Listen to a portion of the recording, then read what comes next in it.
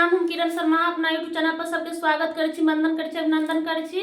अहाँ सब हम सब जा रहल छी चुटकुला गीत गाबऽ दुनू देवरानी जेठानी मिलकर। अहाँ सब जरूर सुनब, कमेंट बॉक्स में जरूर बताएब गीत केहन लागल। एकदम बहुत धमकदार गीत छै। अहाँ सब जरूर फुल वॉच करके सुनब, कमेंट करके जरूर बताएब।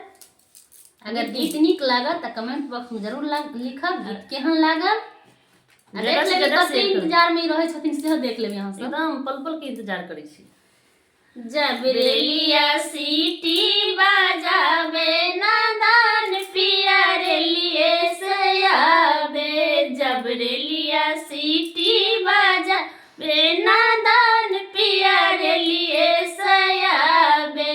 घर के काज सखी मन नहीं लागे। घर के काज सखी मन नहीं लागे। पिया के सुधिया सतावे नादान पिया रेलिए से आवे। पियावा के सुधी सतावे नादान पिया रेलिए से आवे।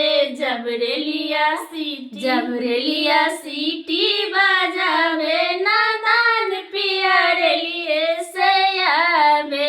जब रेलिया सीटी बजावे नादान पिया रेलिए से आवे। खाना बनबत सखी मन नहीं लागे। खाना बनबत सखी मन नहीं लागे। पियावा के याद सतावे नादान पिया रेलिए से आवे। पियावा के याद सतावे नादान पिया रेलिए से आवे।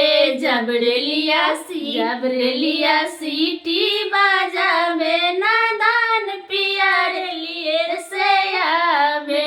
जब रेलिया सीटी बजावे नादान पिया रेलिए से आवे। सजिया पर पिया सखी निंदिया न आवे।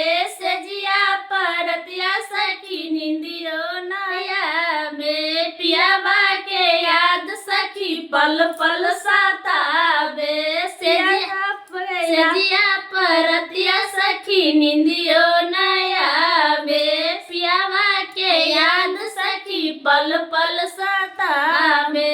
जब रेलिया सीटी बजावे नादान पिया रेलिए से आवे। जब रेलिया सीटी बजावे नादान पिया रेलिए से आवे।